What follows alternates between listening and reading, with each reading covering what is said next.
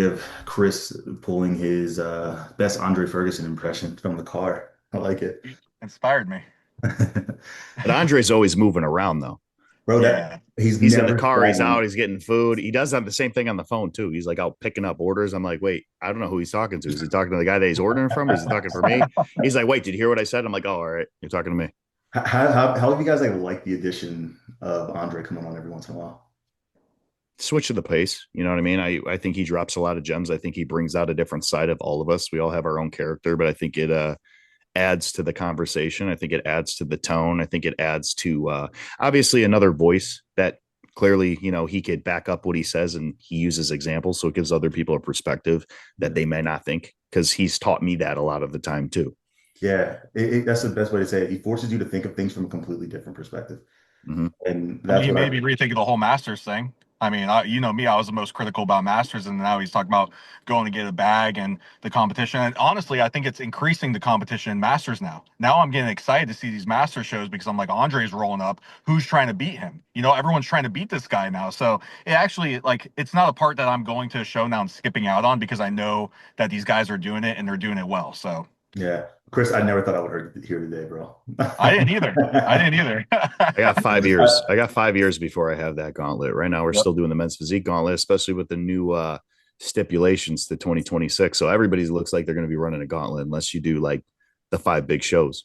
Yeah, bro. Like, how do you? I know we talked about it a little bit last episode, but like now that everything is sunken in, and like, are you like for yourself nervous about just the plane of next year? Like, how much? Not even that thinking if you're going to qualify or not. More of like, I'm going to have to run drugs longer. I'm going to have to do X, Y, and Z. Like, do you have any like fear of anything with the new rules?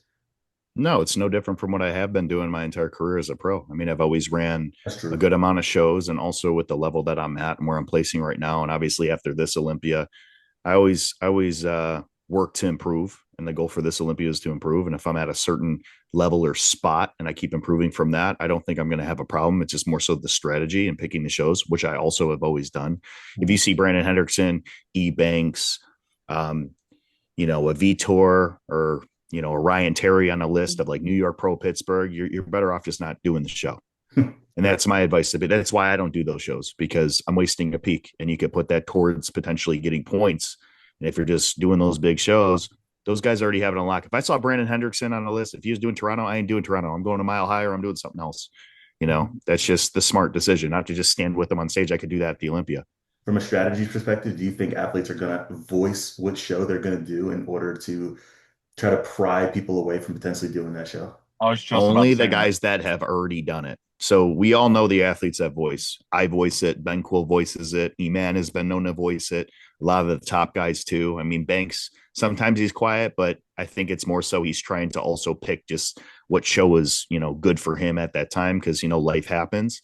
Yeah. Um, but all of the guys that normally voice their opinions now, it's going to be the same thing. I think some of the smaller, lower level guys that want to do New York and Pittsburgh, they're just excited to do it. That's why they're voicing it. But the guys that want to strategize, I mean, I don't know. We're going to know who's doing what show because we're going to see it on Instagram of who's getting ready. We already know what people look like when they're 3 weeks out, and it's hard to not post when you look good. So we're going to kind of have an idea.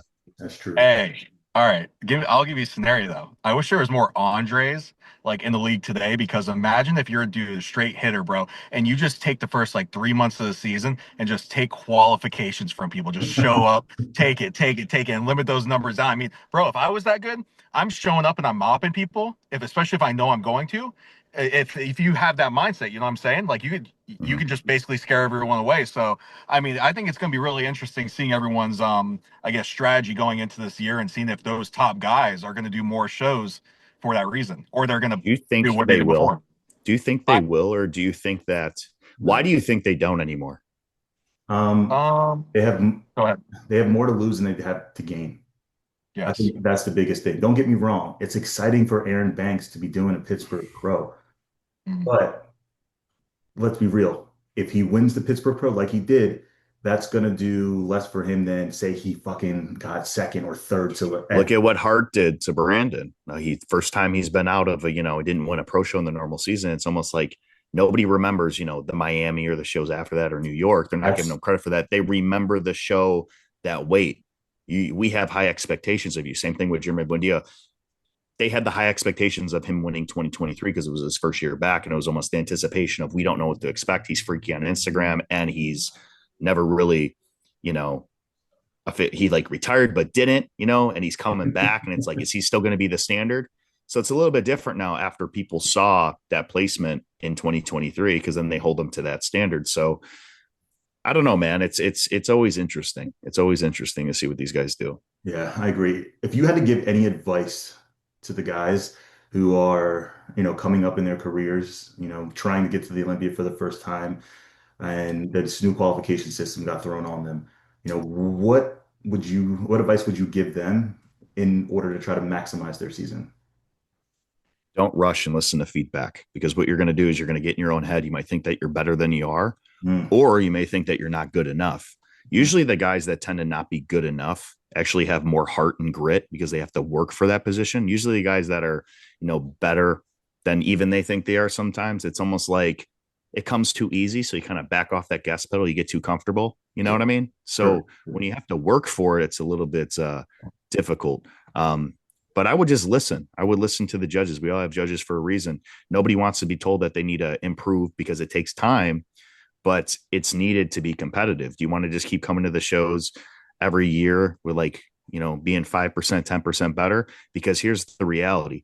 Everybody is going to improve after an off season. It's just a matter of how much improvements did you make in comparison to the competition, because I'm coming in this year improved while everybody else also improves. So it's like this. I move up, they move up. I move up, they move up. I just got to move up more consistently, avoid injuries, and also listen to my body. So with me even being at the level that I am, how I got here was by listening to my body and giving myself a break when I needed to. So that would be the biggest thing I would even tell younger competitors and my younger version of myself. Yeah. Hey, Alex, you had a perfect example of what you just asked this weekend. All right. No one knew who Brandon Cato was, right? Mm, This guy did Junior USA's, man. I believe Mike told him, hey, you need some time off, right? So he took about a year to gain. This guy showed up to the Florida Pro. And like I said on the last podcast when we were doing picks, I go, this guy's going to surprise some people. He put on the mask, he took the time, and he showed up to this show. And he went against some good guys. Like you said in your video earlier today or yesterday, whenever you made it, is he was going against what, two Olympians? You got Alex Rogers yeah, and and Ricardo. Ricardo Sinet. And bro, uh, I know I'm going to get a lot of crap from Mike for this, but I think Brandon really pushed him. I think he could have been interchangeable with two of those guys. I mean, if he fixed his posing a little bit better, that guy was on. So Yeah. that shows you what you can do as a young competitor. If you take the time, you focus on yourself and you grow and you set yourself up for that position. I think a lot of people they want to rush to get to the pro stage and they think that they're going to be in the mix with some of these top guys without growing that muscle. You got to take the time. And like Drew said, I mean, it's taken him years and years to build the physique that he has. And now whenever he steps on the stage, he's in that mix of the top three every single time. So you got to take that time. Yeah, I want to say a blanket statement here and hope this doesn't come back and bite me in the ass, but the reality is if you're still, say, 12 plus pounds away from your stage cap, you're too small. You're too small. And even if you're an amateur and you want to compare yourself to your pro weight cap, you're too small, right? Like and to step on a pro stage, you know what I mean? Now I say that very cautiously because even I'm over that, but the reality is you guys have seen my physique, right? There's so much more that needs to be added to be maximized. You know what I mean? So be cognizant of that, like don't be in a rush to get your ass kicked. And that's the number one thing that I noticed, whether it's a regional to a national stage or an IFBB pro stage. On top of that, too, exactly what Drew did. Drew used to have pretty damn big legs, right? And he's downsized Still those to does. fit the criteria that the judges wanted from him. So he's filled in gaps in his back and other areas to make himself more competitive. So not only do you have to grow, but you have to also listen to the judges' feedback and what they want to see from you. And that may not be what you want to hear, I'm gonna but be you honest need to. with you. I'm gonna go out on a limb and say a lot of judges' feedback is bullshit. I don't Yeah. care what nobody says. Nobody wants to call this out. I'll call it out. I'm Hey, telling I'm telling you guys right now. A lot of the judges, bro, and again, maybe not as much on a pro stage. Let me be careful when I say this, yeah. but a lot of the judges' feedback that I hear, I'm sitting here like I think you're thinking of the wrong person. You know what I The mean? best I way, get the it. best way to get quality feedback is by going in person and Yeah. making sure that that judge specifically, if you have access to it, because I always make sure every year from the Olympia, my past two Olympias, 2 weeks out from the Olympia, I message Steve Weinberger. I say, hey, I want to get in front of you. I want to see what you think. Yeah. Um, and his advice is very blunt and very short, but it goes a long way. And it's exactly what I expect, but seeing it and hearing it in person when I'm looking the way that I do, it goes a long way. And it's not about, chasing politics. It's not about being in their minds. They're still going to call it how it is. You can kiss all the ass in the world. You're not going to be Mr. Olympia if you don't have Mr. Olympia physique. But Absolutely. there are things when you make an effort and you show that, you're going to learn more. And that judge is going to recognize that you're doing that. And they're going to see it and they're going to be more honest with you. I think after a show, there's so much going on and they just kind of look at you if you're in front of them, because most of the time you got clothes on or a t-shirt, even if you're shirtless, they're going to be Exactly. like, oh, you need more upper chest, or you need this, or you need that. Your pump's gone at that point. You're just, might be eating something already. You're just kind of like, okay, I'm going to ask this because I feel like I have to. No, ask because you want to learn, and then be repetitive. There's a lot of times that I've gotten feedback from two different judges, two different things, or the winner may have had a weak upper chest, and then I'm told I need to improve my upper chest. You know what I'm saying? So sometimes it's subjective, but for me, it's always been my back. So I know that that's a real thing. Um, but obviously, the higher level you get, you're gonna already know what your flaws and weaknesses are, anyways. But it's always good to maybe talk to a judge that could fix a pose or something like that. And it's Yeah. usually some things that you could control, like your glaze or your tan or something. You know what I mean? Or shorts. I've been told that your shorts were too busy. For certain Really? shows that I used to select. Yeah. Wow. Good to know.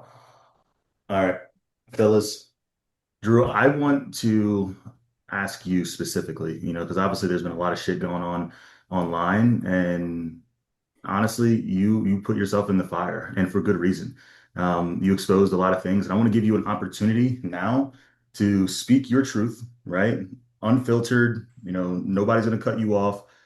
Speak about everything that's going on with currently you and Chula, so people can somewhat have a full understanding, and then we can put this to rest. Yeah. So obviously, I made some stories about this. And it was never to slander anybody. They could take that as slandering because I'm saying things that they may not agree with, or maybe because I have respect for myself and integrity. I'm going to always stand up and be transparent on what I believe in. And I believe in doing the right thing. That's ultimately what it comes down to. There could be two sides to every story. My side doesn't shift. My side of my story is backed up by receipts and facts, objective facts. If you don't like it, it's subjective, and you just don't like it because you just don't want to hear it. The 2 + 2 = 4. You're not going to argue and say it doesn't, right? So, long story short, and I'm just going to talk about this year. I've been with Chula for many, many years. I never asked for anything, right? Um, my contract was up April 1st, so we were in the middle of negotiating a new contract moving forward. Now, I knew that I made 32K in sales from January to July. So within about 7 months, $32,000 worth in sales, about 400 references that used my code. So 400 people used my code. So we're in the middle of this negotiation. I originally asked for $1,500 a month, 10% commission, show, travel, room, board coverage, just for some of the shows I selected. We went back and forth for a few weeks. I got some insulting offers. I dealt with it because that's all part of, having a business. A lot of these businesses, they want to get the most out of you for the least, regardless of what you bring to the table. They ended up offering me $1,000 a month, 10% commission, but then they also added in extra stipulations, right? So they wanted me to do more than I was in the past, but I'm still making not so much money. So I felt like it was more of a burden for me than an actual partnership because I enjoy representing a company. Um, and then they also claim this is where it kind of went south. I was looking over this contract. I didn't really like it. I started feeling like it was a burden. They claimed that I had 0 sales in August, right? So here's the crazy part. Little did they know I have an affiliate page to where I could go and I could check all my sales. So I don't know if she sent it to me once on accident, but I logged in, I saved my password, I changed it, and I could see all my sales because I wanted to know what I was making. It wasn't to just know information. These are my sales, my numbers of a company that I'm working hard to represent. So hold on Um, real quick. I do have a question. So just to clarify, so this is an affiliate page that is not offered to all the athletes. So athletes aren't Not able. that I know of. I had a few other athletes when I posted this reach out to me personally that are currently under contract. They said, I don't want my names mentioned, obviously for contract reasons, which I'm not going to mention them out of respect for them, not this brand, because they seem to break contracts. But I will say that it doesn't seem like they have access. And I actually had a few guys reach out and say, I knew I was making about 5 to 7 sales because usually when people buy your product, they'll post, Tag hey, you. I bought this. What? Yeah, they tag you. And I guess one of them asked Chula, and her name's Tennille, so I want to refer to her as her name, Tennille, because we always associate Chula. She is the owner, Tennille. So they have reached out to her and said, hey, I didn't get paid for this. Oh, no, you didn't have that many. So just deliberately lying. And obviously, I can't prove that, but this is just what people are telling me. It's not one, two, or three, it's hundreds. Um, but yeah, I logged into the affiliate coach page, and I saw that not only did they lie to me, but they were also hiding money and income that I was making.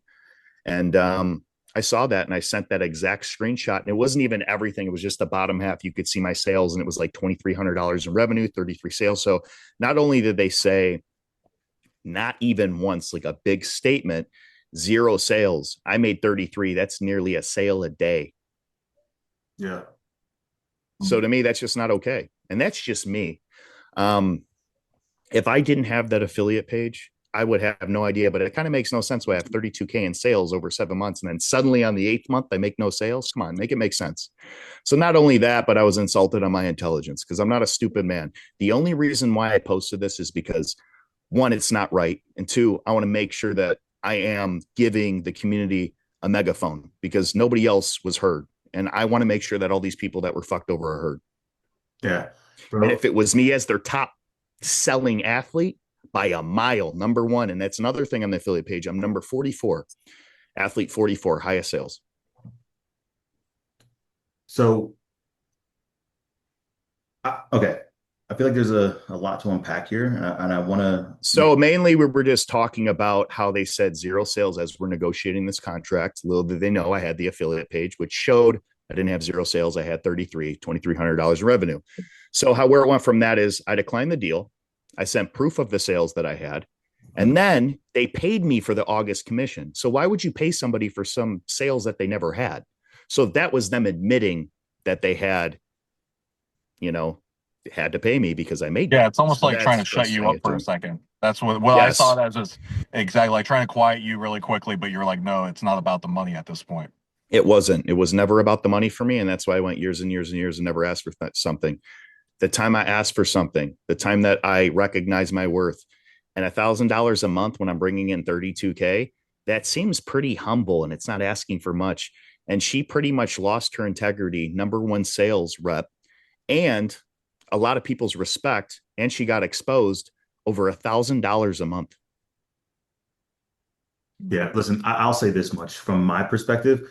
When the biggest damning part to me was when I saw how many people messaged you and had something to say about Hold their, on. Before we get to that, that's just icing on the cake. First, let's stick to my situation. I'm just going to add in that after I presented with the August sales and after Tennille paid me for the August sales, which at first claimed I didn't make, I then received an email 7 hours later, mind you, after I already sent in, hey, I'm not going to sign this contract. I have no interest. That now the records show I was overpaid. So let me tell you a little something real fast that kind of adds into that. I was overpaid now, right? Um, you have something called unpaid earnings. So I only made 10% on that contract. And she had to pay me every month for 10%. I never got paid unless I asked for it. So it was never a priority for her to pay me. And it was through Zelle because she wouldn't even claim me anyways. So she would go into my money bank of my money that I earned through that 10% commission. And then after shows, she would send it to me pretending it was a gift. Here's $1,000, take your girl out, take your family out. I'm proud of you, this and that. She was paying me with my own money and trying to make it seem like a gift. That's just not bad business. That's a bad fucking person. And nobody's defaming you. You're defaming yourself by lying to the people that have built you where you're at right now. so That's an objective fact, and I'm proving it. Nothing I'm saying is false. So then after that, I post this stuff because I want people to know. Immediately, I get a cease and desist order, which means, it's like a warning before, kind of threatening that they could sue you. So sue me for what? Now, the woman that I was negotiating with, Vicky Gibson, she's the one that then sends me this cease and desist on the same thread that we were just negotiating a contract with. So is she the negotiator or is she now the lawyer? And it didn't even come from a law firm, And if you wanted to go that way, I could just send this to Discovery and then I could send all the screenshots of this, literally proving that even if you are an attorney, you don't have your info right because you need an attorney for your shit that you were pretty much putting me through. So this is why I'm explaining this. Make it make sense. You can't. Now, after I post all this stuff, this is the interesting part. I get hundreds of messages from my fans sending me screenshots of emails with proof of order number of them contacting her for up to a year. That they have reached out. They said, hey, can I get a refund if I'm not getting my shorts? Nothing. No refund. Never received their shorts. Get more emails, get more emails, get more emails. People disputing their cards. Now, I understand once or twice if, there's a problem with errors and all of that, but usually businesses fix their errors.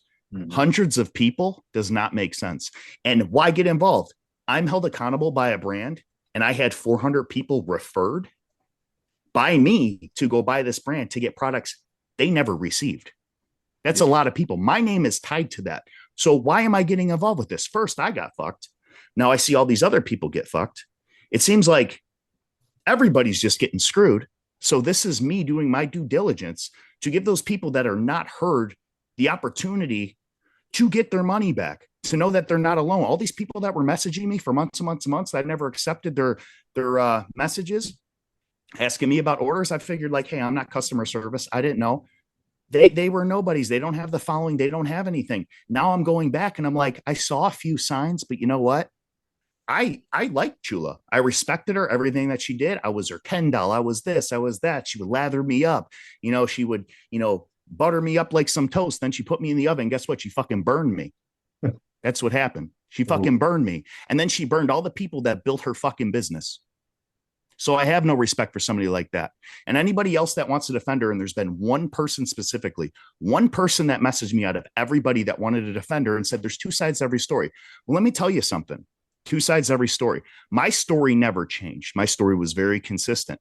Her story was, there's two sides to every story. And you know what? We couldn't sign him because he didn't follow by the contract. Then why are you messaging me for 3 weeks negotiating a new contract?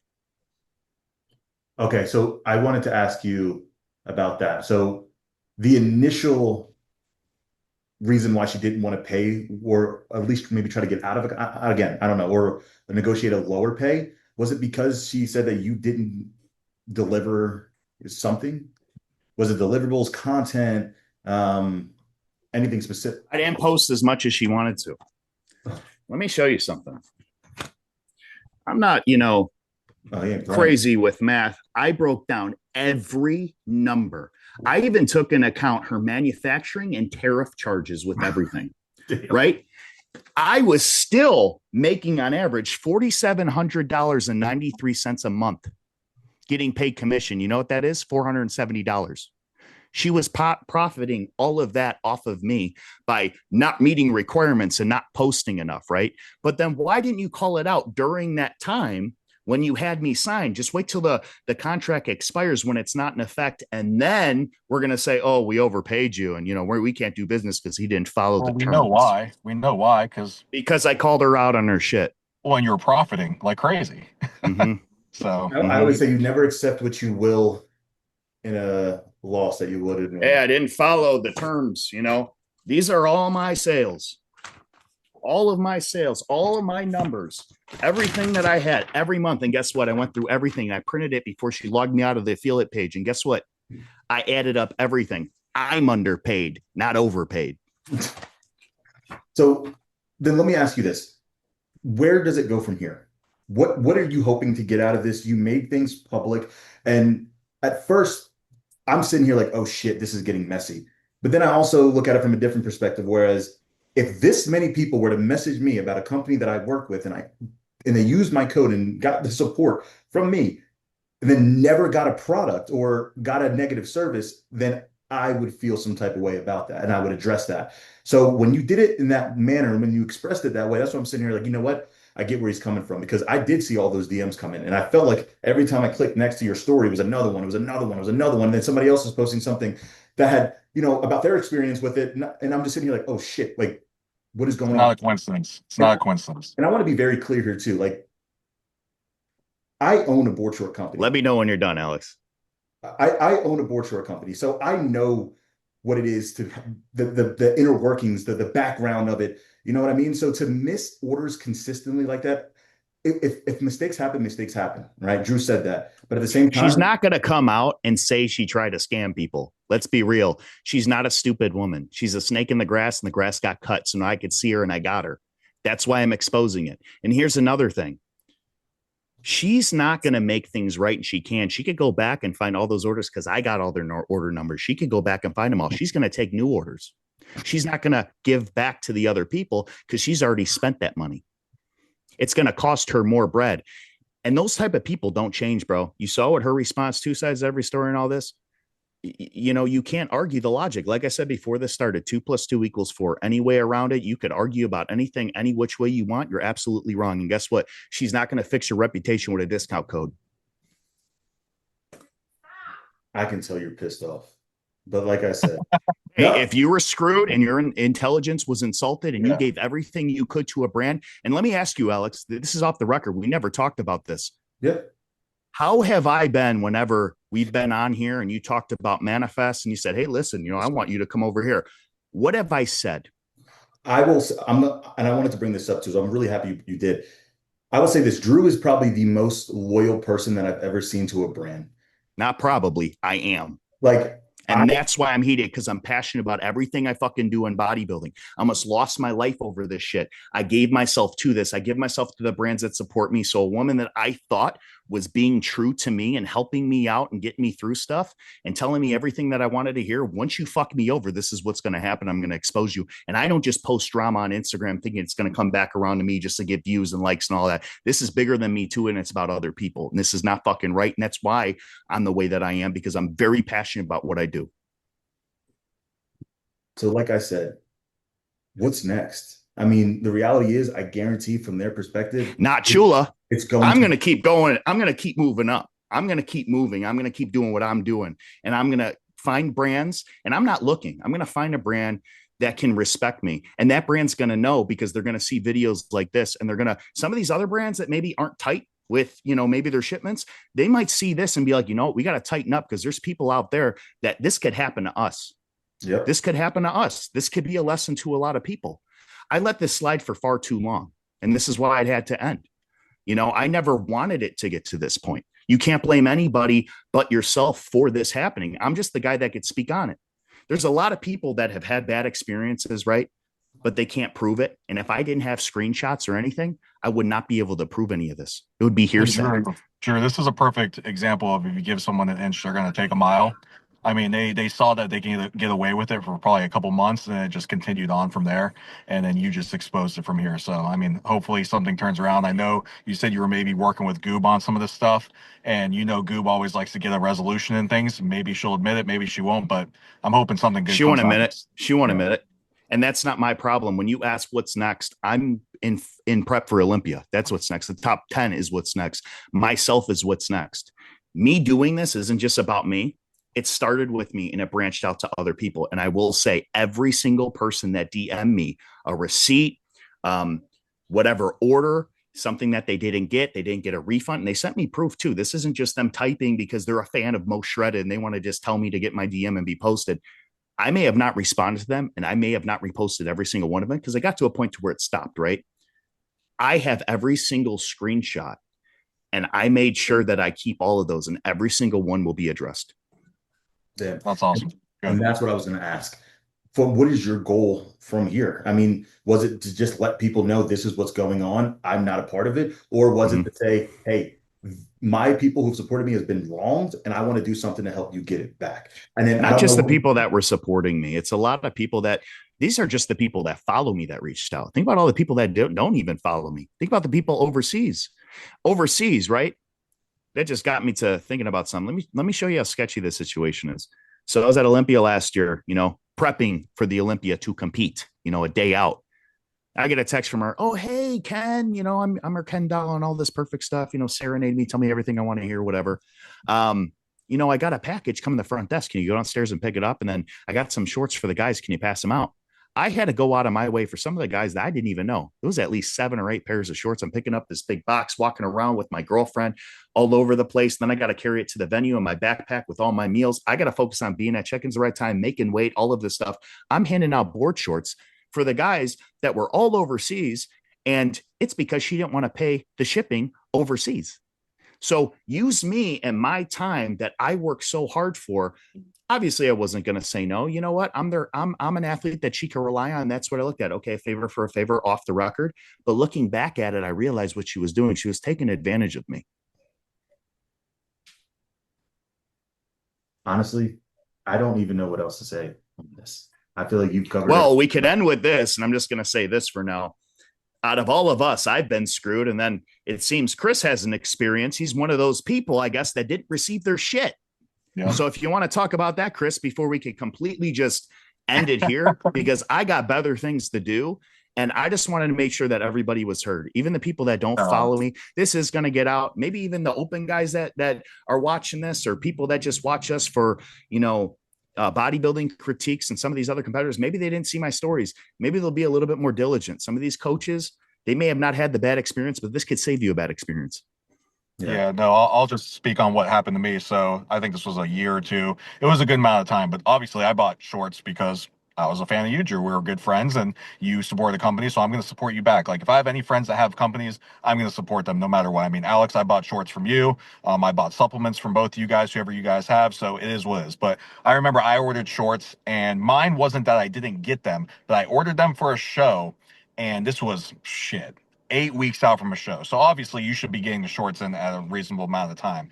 And I remember I had emailed back and forth a couple times and supposedly they were on their way. Bro, it got to peak week of my show and I didn't have them. And I remember reaching out to Alex and I was like, bro, I need shorts ASAP. Like, can you ship them to me? I think Alex had them at my door like within a day or two. I mean, obviously we live close, but still he went out of his way. He got me the shorts and I was able to wear those shorts. And you can go on my Instagram profile and you'll see I had Manifest on and I was supposed to be wearing Chula for that show. And I didn't because I didn't get my shorts. And I think I got them.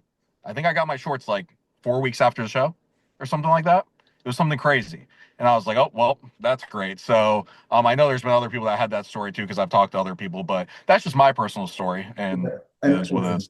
and Drew, I know you didn't love that I said this, and I just want to be clear, right? Because you got to understand, bodybuilding is niche in itself, right? And then you take a board short company and niche it even down further to a specific division, right?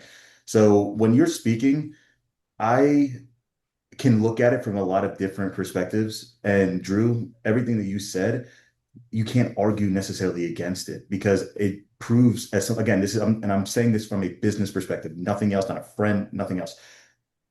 There's clearly a lot of things that slipped under the cracks that she maybe didn't expect to get, revealed. And you did that, right? So that is inarguable at all, right? And from she did it to herself. Fair enough. Now, I just caught on and exposed it. Simple. Listen, you know what? I don't even feel the need to say anything else. All I know is this. When it comes to if this wasn't attached, I'd drop it on my floor. And on that note, my notebook is closed. Let's get the shows. Oh yeah. All right, Drew, do your thing, bro. Carry that same energy into I've been doing my thing a lot tonight. Bring it. Let the people hear it, bro. Break down their physique. Starting off with this is for those people. Okay. Let's see here. So 6th place. He was my 2nd place. And I will say, Brandon, you let me down a little bit, but you have a lot of time to improve. Everything is there. But I will say you got to stop training like a bodybuilder because you got the density, you got the shape, you got the structure, you got the fullness. The problem you're not nailing your conditioning is one, you're not giving yourself enough time to prep. And also, you got so much muscle tissue that getting to that 202 is going to be so fucking hard. Yeah. That's what I see in his physique. There's nothing more to say because these are all things that he knows. He knows what he needs to do. I watch all these guys' stories and make sure, I could see what they say as a follow-up. And there's a reason why I had him 2nd at this show is because I know what he's going to look like when he's on and he puts it all together. Yeah. And also, I want to point out some things here. I'm looking at these photos. These are not good photos to judge a lot of these guys. So They are. I don't know why someone chose this photo. They make the guys look a lot softer here. There's always stage lighting that's like that. I don't necessarily think it's the backdrop or anything. I just think maybe it's the lens or the, it's just how some shows are. And Chris has said many times, as well as you and Andre's, yelled at Alex and said, were you there in person? You got to be there in person, guys. It's completely different. Yeah, I agree. All right. Now moving on to 5th place. Now I had an opportunity to be here in person, Chris, you as well. And I will say this guy really impressed me. You know, he Hmm. reminded me of me to a small degree in terms of very good structurally. And like I said, I don't think his photos are, best selected. Very good structurally. Still needs to continue to fill out his frame, but he He could doesn't post a lot, does he? Hey, I would no. say there was only one thing that he really needed, and he just needed to be a little bit more conditioned. I think that Yes. he was a little bit soft for the Yep. stage, but his structure, man, stood out. I mean, whenever they put him in the first call out, at first I was like, why is this guy in here? But then as he started posing a little more tighter, I was like, okay, like this makes more sense. And he looked incredible. Yeah, like it's hard. He's Looking dense. at these photos now, and it's almost like not what I saw like when I was in person because all of this was so much wider. He had more density here. He just like Chris, you said, only thing he didn't have was the conditioning, but his That's it. structure and the density that he had was enough to put him in this conversation. 100%. Absolutely. Because I believe he was what the softest guy in this first call out. 100%. 100%. You know what I And mean? Now that's to why I take it a thought he was little going to be bit in second. further, obviously the conditioning, but looking at some of his posing, and even his profile picture, and this is nitpicking, but I know a lot of these guys have value or take value from it. Fuller in the chest, just because the shoulders are so dominant, have it Yeah. match a little bit. Now from the rear, I think his delts could be a little bit rounder, but it could also be the way that he's posing it too. Because I do notice some guys, even Brandon Cantaloupes as well, he has massive delts, but he's not posing it in the way to where they could pop a little bit more. Mhm. It could be the same case with him as well. The conditioning is always going to be number one. He has the structure that's going to carry him. That's why he is where he is. But to really just maximize the physique in the frame, I would just say a little bit more chest and just round out the delts a little bit from the rear. Arms are great. I mean, the core is great. He's only going to get tighter and everything's going to pop even more. Perfectly said. All right, moving on to fourth place, Brandon Cato. The shock that Chris was talking about a little bit earlier, we were off camera. I know this is a guy that utilized his time to definitely focus on being more of a guy who comes into the pro league, not to just make a top 10, but actually make a statement. And he did just that. So he knew what he had to do. He put on a lot of size since he turned pro. His conditioning is really, really good. He's very sharp, very tight. The only thing that I could say about his physique, and this is literally nitpicking it, is he has a lot of density, but I think clavicularly compared to some of these other guys, he's a little bit more narrow. I don't know if there's something that he could change with his posing. His posing is really good, but that's the So only thing that Drew, I could think. Drew, there was one thing that me and Ben were fixing in between prejudging and finals because we went back there and we know obviously Mike and his coach and all that. And he was on whenever he puts his hand on his hip, he has a little bit, I don't remember Yes. if it was nerve issues or something like Yes. that, but whenever he puts his hand on his hip, look at that left pec, it collapses down. So we Yep. told him, we said, hey, take that hand off that hip, let it hang. And dude, he did that for finals and his chest was a lot fuller. It made him look a lot better from a V taper standpoint. So he's going to be doing Battle of the Bodies this weekend. Hopefully he takes those posing tips and moves up the ranks there. I think he can. But yeah, that was the one thing. He kept on collapsing that chest in that front pose. Chris, you hit the Yeah. nail on the head. That's the number one thing that I saw when I saw him in person is that he just didn't know how to open up his lats while Mhm. also resting his hands on his hips without flexing. Like he was like he didn't know how to like disconnect one muscle group from another muscle group, which I see Exactly. oftentimes. And again, there could have been nerves, right? Because he controlled it at certain points, but then didn't at other points. So a lot of times that kind of points to something nerves or heart rate is up a little bit more on stage.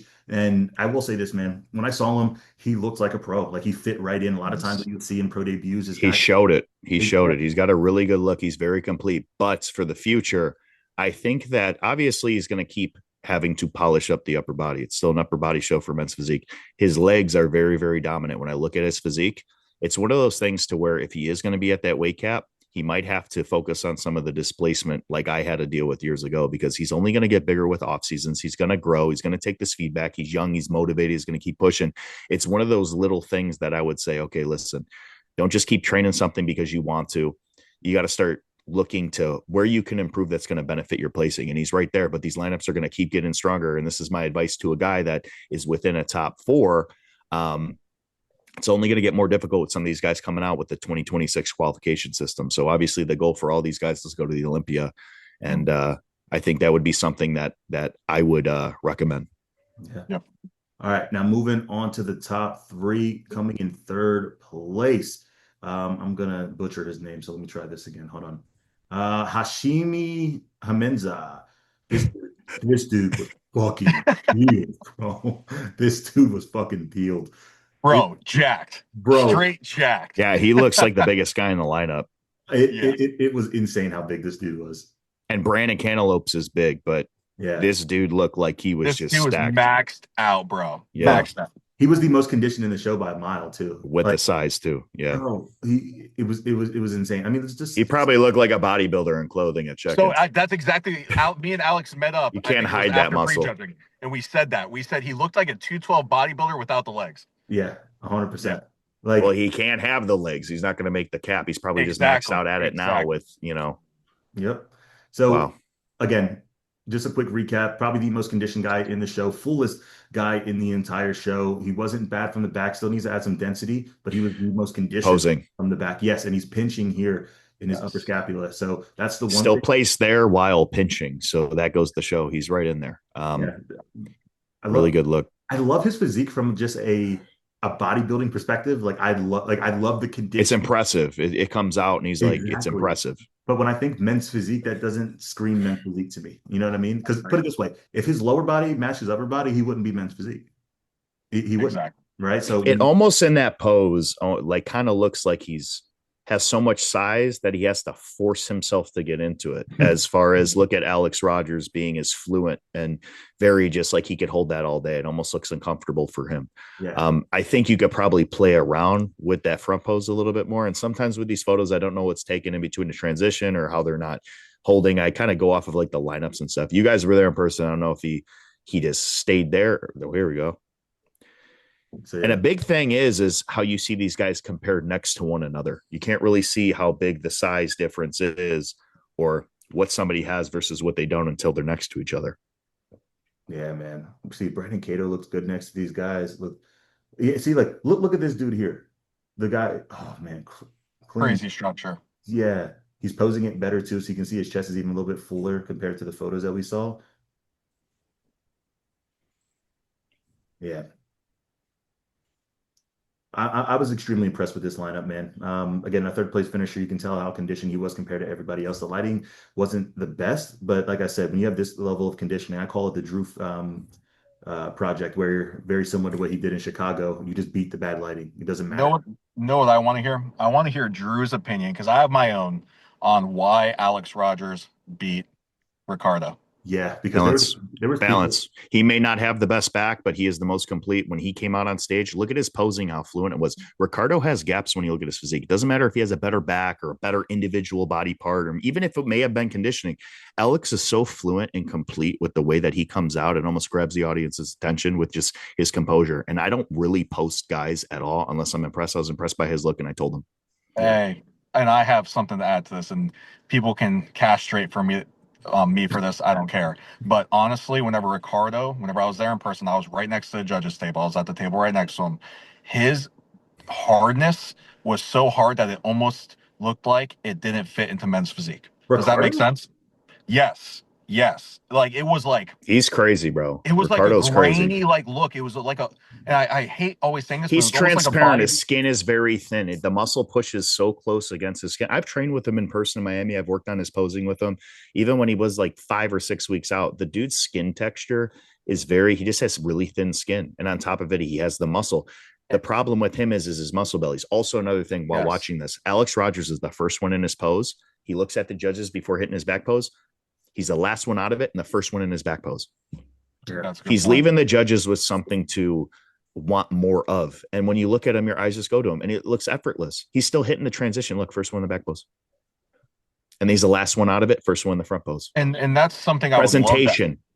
I would love to ask the judges on this on a comparison of a men's physique look. So Alex Rogers, I think, screams men's physique, right? He has that structure, he has the balance. I mean, obviously his back does need some work, but it's not too bad to where whenever you compare apples to apples, like it's there. So I think that they were taking the most complete physique on stage for that day, and he was. Less gaps, bro. And here's the thing. I'm not winning shows on my back. Alex ain't winning shows on his front. A lot of Yeah. the best guys in the Yeah. world, they're winning shows because they're running their own race of what they have, and you got to be the best at that. That's why I play Yep. conditioning. My conditioning's off. I'm not winning shows. That's why I got to have the best conditioning.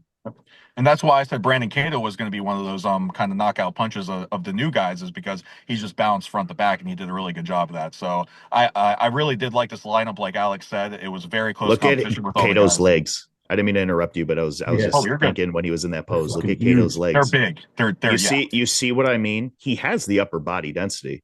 But the thing is, he's going to need more upper body density. So where's it going to come from? Yeah. And you know what? I bet you he's close to his weight cap already as a first year. I agree. And that's a first year pro. You know how much Yeah, I've gained since I turned pro? that's a good A point. lot. Same thing with you. Same thing with anybody, because your bodies are going to grow regardless, even if you don't try to. Mhm. You're just going to respond, especially with age, and muscle maturity is going to get better. And your body is the first thing to grow. Your androgen receptors are actually faster in your upper body. So if he has legs now, you know what I'm saying? Yeah, good point.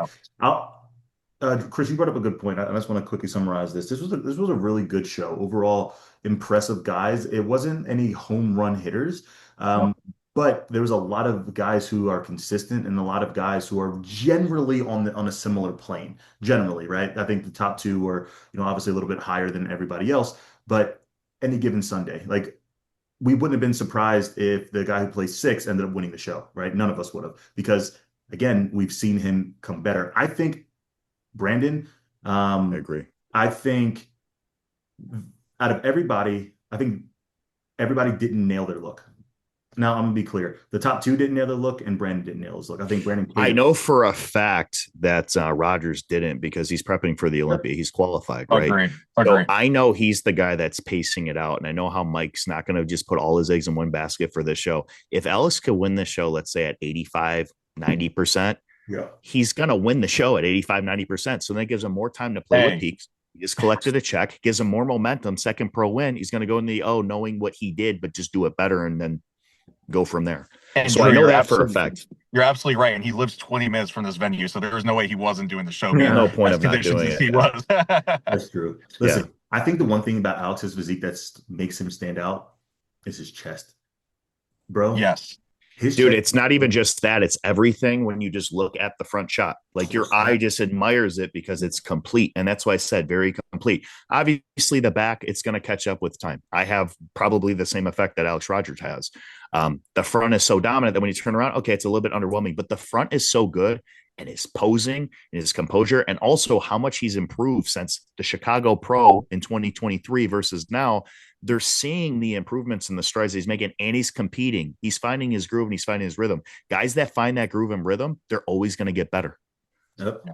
And people forget this, man, because again, I said this on my video, but people think Alex Rogers is, a guy coming out of nowhere, when in reality, this man has been running it for a while. He turned pro a while back, and people don't remember the times where he was placing second call outs, third call outs consistently. Like I always liked he, his look. he I was always liked running the the look. Oh, gauntlet and placing second, third call outs. And we always knew it was only a matter of time. I mean, he did San Diego with me, and I remember sitting there saying, this guy's going to be a fucking problem. Just once he nailed his conditioning, and him and Mike seemingly have he knew. He knew yeah, he had it. he knew. You won't let, and I'm not somebody that likes to do that to the crowd. I'm really not. And I know Ryan Terry said the same thing, but you tend to do it when you know you're on. Yeah. And when I won Chicago Pro, I never told anybody this. I cried after prejudging because I knew I won it. Damn. It's because the way that I ended, I knew, because that whole year I never ended center. And when you're the first one moved, you're usually the first one that won. But when people are moving around you and you end the center, then you really know. Good feeling. And then you're kind of like, okay. And I could just see it in Alex's face and just his demeanor and by his body language. He knew he had it. He knew he had it. And after I watched that, I watched a little snippet on a story that somebody reposted. I did message him and I made a post saying that he's complete. He's complete. He's the person and personality that you just want to see win. Like, Yes. he's one of the greatest guys. If you ever have an opportunity just to talk to him, meet him, imagine a personality like Alex Rogers as an Olympia champion. Can you Yeah. imagine how forward Yeah. vision could be moving? How he can That's what we be. need more of, man. That's what we need more of. Truly, we need more of Yes. that. Obviously, when you win the Olympia, people could change. But I feel like certain guys that when it's taken you so long to get to that point, the sacrifice that it took. Like Ryan, like he placed everything within the top 10. Now that he's there, I would say he's like, he just knows how to handle it, but he doesn't act like he's like, You know, staying on that mountain forever. He knows that he could lose it if he stops and kind of backs off a little bit. So he stays on top. I love Ryan, bro. We've had him. He's probably one of our most returning guests on this podcast. And every time we have him on, bro, I pause, fall more in love with him and his personality. Like he's just a generally great guy. I just wish that as the champion, that he did more.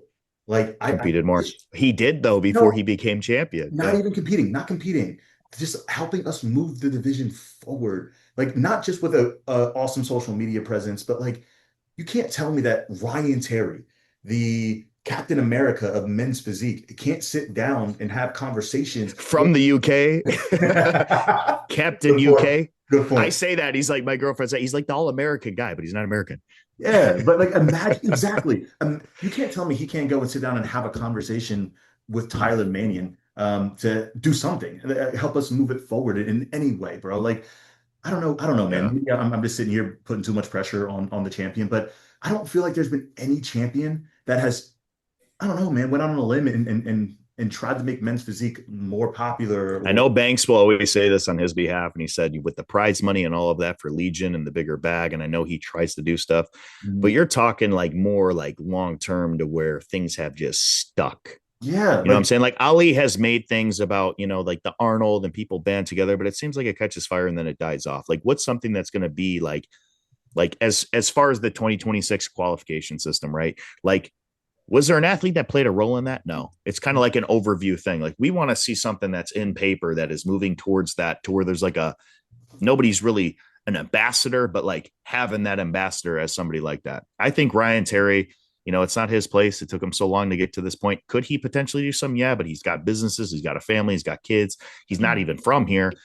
I think he's just focused on winning and keeping his life as focused on this because when you're Mr. O and all you want to do is win, it's pretty much all you could devote your time and effort and energy to. And yeah. I think if he wanted to uplift it, that would be something he'd have to do after he was champ, After, yep. like not Yeah. competing. That's You just what know, I think. that's a good point. Because like you hear all these things about Chris Bumstead giving back to the classic physique division, but he didn't necessarily do that as a champion. He did it after. Exactly my point. Exactly my point. You got to almost prioritize it. Like you can't just do 20% here, 20% there. You got to just be 100% in one thing. He's 100% in Olympia right now. Fair You enough. know, it's hard to do and break down and put all these different percentages and other things. It's a lot, man.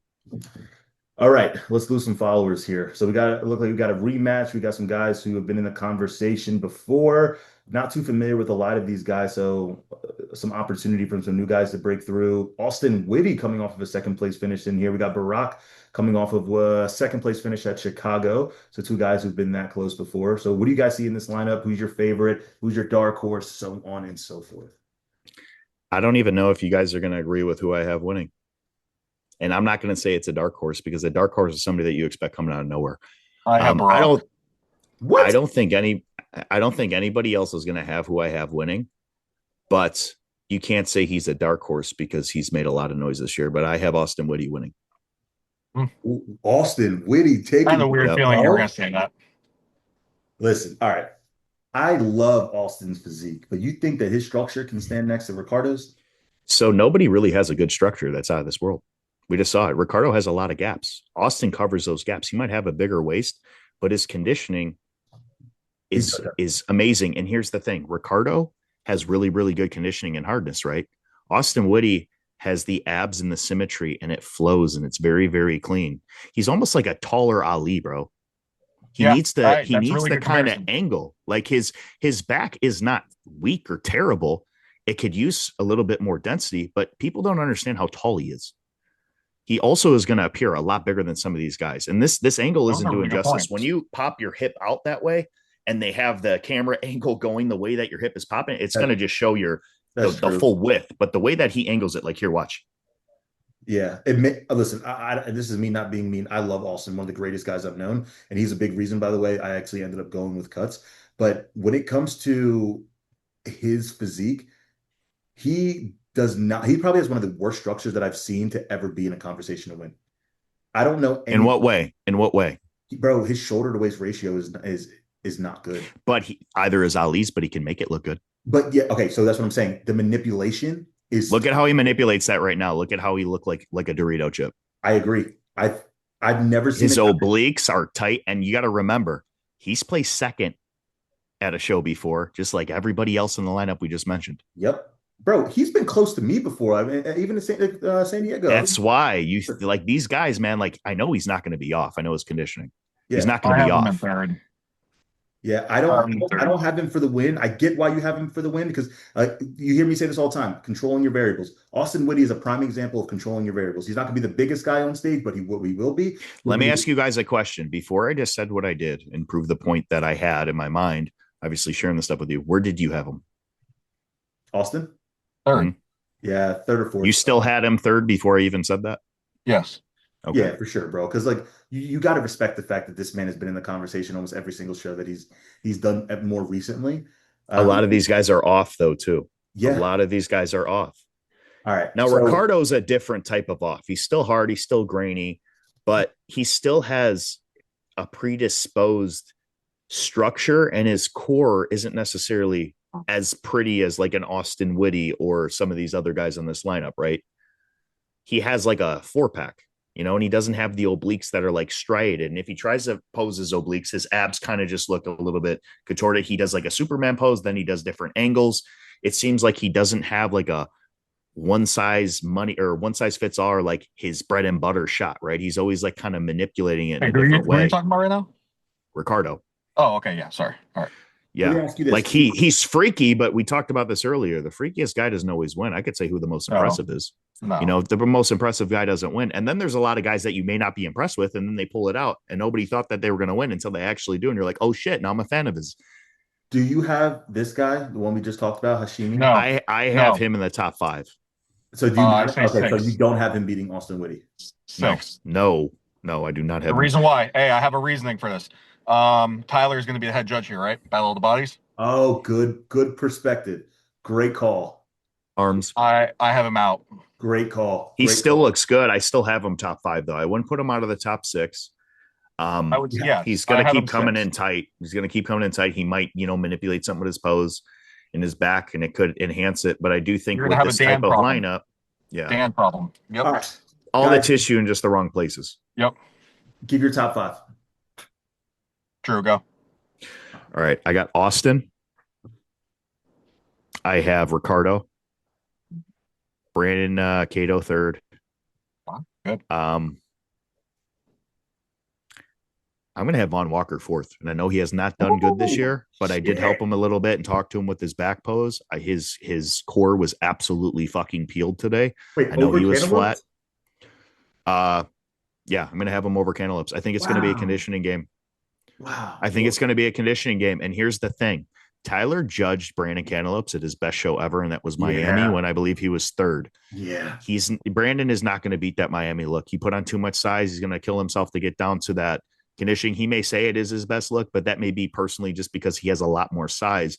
But he put on so much size over the year, he's not going to be able to get back down to that conditioning with the size that he's holding unless he just took a whole year to downsize. So I think it's going to be a conditioning game. Yeah, and I looked at him in the sliding today. Vaughn placed 6 at his last, right? 7. I believe Chicago, he was 7th. 7th, okay.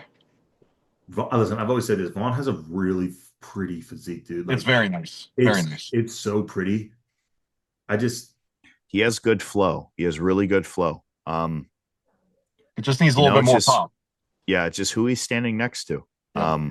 He's full in the right areas too. Yeah, he's full in the right areas. It's just who he's standing next to, man. That's what it is. And I think he has to find that right show to where it's his breakout, and then it really puts him on the map because not a lot of people talk about him. And I want to do that right now because I do think that he can make it into that position. If I'm wrong, I'm wrong. But I always want to throw a guy in there because when we do these podcasts, dude, we're usually always fucking wrong, to be honest with you. Yep. We're always wrong. And it's always like, After the fact, I should have had that guy in there and I didn't even think about it. So I'm looking at the guys just based on, not what I like, but, just, the core. You look at some of these little things, you look at the top 5 at the Olympia, they all have different physiques. And people can say, oh, this guy's more men's physique than this guy. They're all men's physique because they're all top 5 in the world. It's just who is more balanced to the standard of which it was. And I think it still breaks down to preference. Yeah. So I'm putting my preference in here. I love that. All right, fair enough. Chris, go. Oh wait, Drew, was that 5? One more here. I'm gonna have Barack in 5th. Okay. I keep in mind, Ah, Brock competed at Tampa Pro. I think he beat number 10 in the world at that for yes. second, third Yes. place. Wasn't Yeah, Tyler? That's but you right. know, Deke Walker beat 10 in the world. A lot of people beat 10 in the world. 10 in the world is just 10 in the world of last year, not this year. So that's Hey, why I'm chill. He's like, my winner. Chill. All right. Chill. well, Andre said you're too focused on those placings and that number, Yeah. so it is what it is. That But is true. That is true. That is I'm going off of his physique alone. I'm just trying to be like, just because he beat this guy at last show, that means he's going to beat this guy. Hey, No. Alex, you were supposed to win Chicago Pro if that's how shit worked. you keep Hey, bringing that I'll up, give you my bro. reasoning Stop bringing on it up. Barack. Because you were 13th in the world that year, right? I think Nick Coe was like what? He was like 11th, or he was Uh, up there too. yeah, Yeah, he was. But just because of that, like that didn't make me 10th in the world. You know what I mean? true. All right. This is Brock's last showing. He was He fucking does have a fun. lot better look and polish than he used to in the past because he's not doing the whole gauntlet to where he's running 27 shows a year. Yeah. So his I body looks think rested. I got to I make think up. he Uh-huh. he has the best. I think at this show, I think he's going to have the best front to back overall structure, kind of like what we saw with Alex Rogers. Now, I'm not going to compare Alex's Rogers to his physique. I mean, I think Alex Rogers' physique is superior, but I think at this show, I think he can edge him out. I think his conditioning is on Balance. point. Yeah. So yeah, I like him for You the know, win here. Chris, I see your perspective. I still think you're a little crazy, but I That's see fine. where you're coming from now that I'm looking at this video. I see it. I see it. I like his physique, man.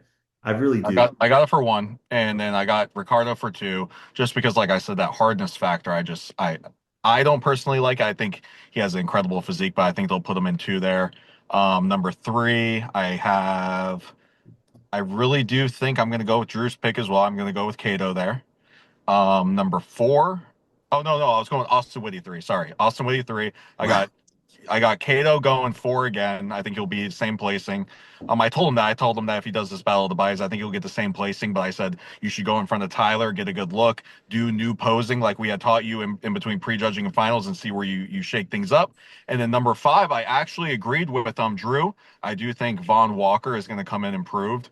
I think he's going to surprise some people. And then six, I got Brandon Cantaloupes.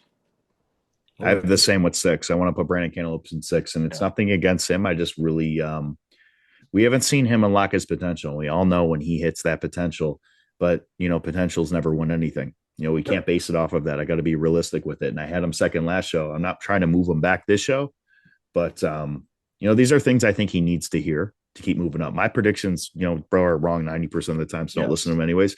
I'm just giving you this perspective. So a lot of these guys, they listen to it. I might say something that they like or don't like, but at least I always say what they have versus what they can work on instead of just saying, oh, they suck. Yeah, and Drew, and like I always say on a lot of my posts and everything, I'm like, it's nothing against the athlete. Like I'm a fan of every single one of these guys' physiques. Like we're just saying what we're seeing and going from there. And every single show is different, man. And you guys change your physiques left and right. And dude, it's awesome to watch every single week. So yeah, like you Yeah. said, we're always wrong, and that's what I mean. I think 99% of the time we've been wrong. So And the time we're right, watch it be like the predictions that we just randomly just threw out there yep, that everybody would have laughed at us, once they came out versus how it ended up. And we exactly. always do recaps too, so that's another thing that I like to do. I don't just throw it out there every week. If somebody proved me wrong, I'm going to sit there and I'm going to say, hey, listen, I was impressed by this guy because I didn't have Alex Rogers winning that last show. Yeah, And I I was didn't the either. first one to literally, say how he looked. So every show is going to be different though. Just because they win one doesn't mean they're going to win it again. But it puts a lot in perspective, and I get better at doing this stuff, and I know you guys do as well. Yep. nail on the head. Fellas, that's it. Is there anything else you guys want to talk about? I think I did enough talking today, so I'm Yeah, like, right. Drew, before we get out of here, bro, I wanted to ask, how's your prep, bro? How are you feeling? You feel like it's going to be the best version of you to date? it's How's your mental? best ever. It's going to be the best ever. Oh It's yeah. going to be the absolute best ever. I'm way ahead of everything I could be. Everything's in check. Everything is good. I'm stress free.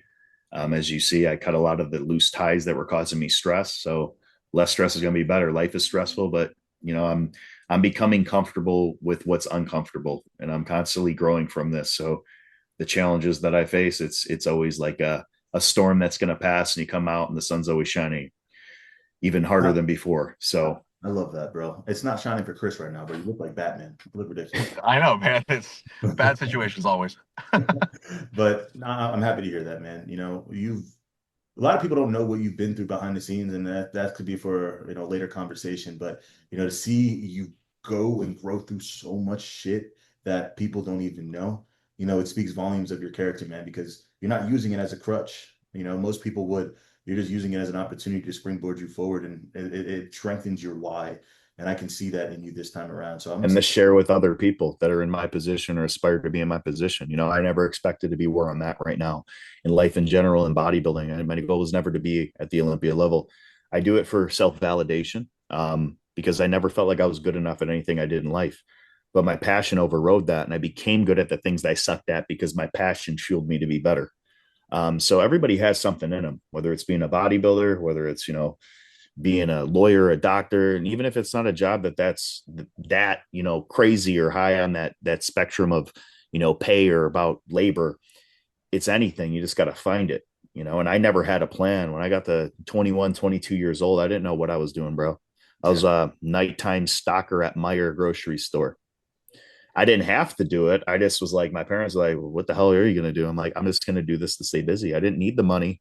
I had other ways of, making money and doing things. But I did it to just kind of get that life experience and meeting people, because you never know. You can put yourself in a position where you meet somebody, an opportunity you never thought in a million years you would have. And I found that with bodybuilding.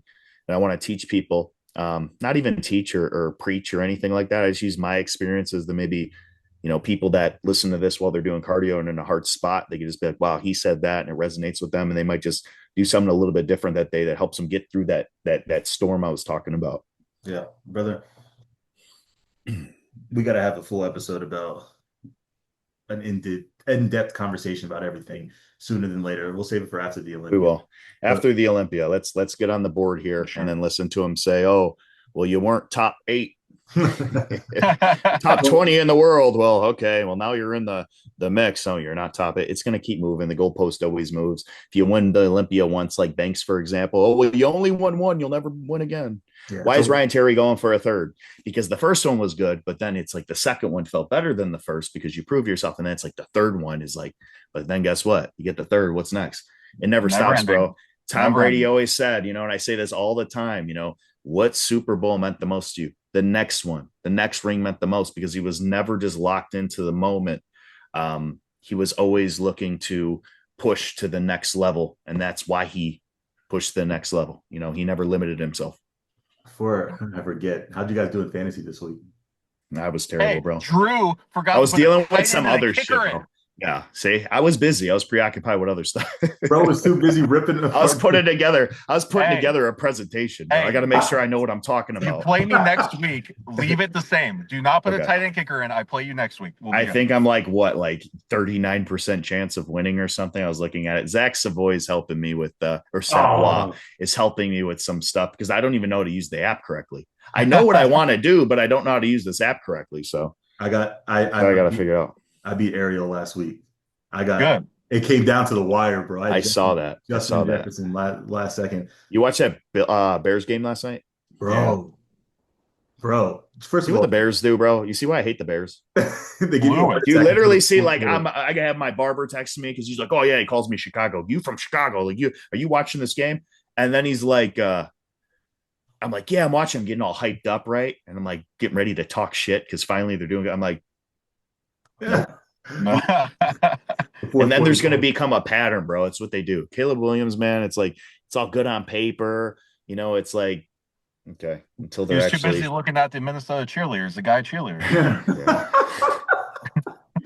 Oh, let's not get canceled, dude. I had Xavier Worthy and Kittle get hurt in the first week, bro. Both of them. The chance of that, and George isn't known to be hurt. No, and now he's out. He's on IR. He's out for a minimum of 4 weeks. Christian McCaffrey, he did some voodoo and he took the injuries away from him and shoved it out. Bro, I was so mad. It's I had crazy, Brian bro. Robinson. Brian Robinson was the quarterback on Washington. He was a star on Washington. He got traded from Washington to the 49ers to now be a backup the day after I drafted him. I'm sitting here. I have a backup who's an Isn't that crazy? Isn't that crazy how all that shit works? And it's like it would have never happened if you didn't have them on your team. Yeah. But it's like the moment that you get them and you think it's going to be a good thing, it's like, look at all the shit that happened. It's like, damn, bro, it's my karma's coming back.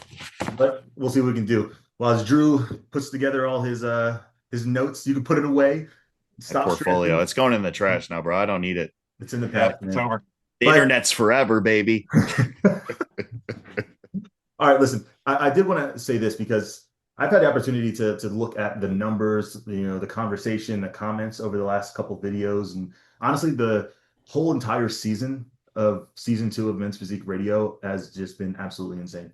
I never expected us to grow the way that we have. I've never expected so many other divisions to look at us and watch us for our content, right? I always thought this was a men's physique podcast. I have females coming to me and saying that they laugh and love what we're doing. I have classic pros. I have open bodybuilders. I have bikini competitors coming to us and talking about it. And it shocked me. And it really hit me when I was at the Olympia last year. And Robert Timms, an OG of the classic physique division, comes up to me, introduces himself to me, as if I'm, somebody, but he comes to me and says, I appreciate you for helping me get through my prep. We're watching, the podcast. I'm sitting here like, what?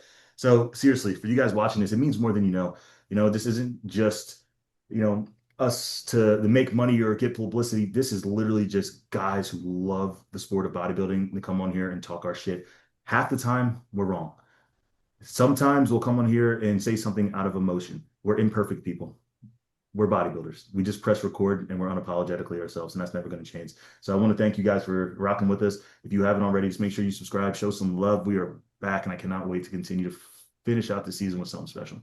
All right, fellas, I love y'all. Appreciate y'all. Until the next episode. Yes.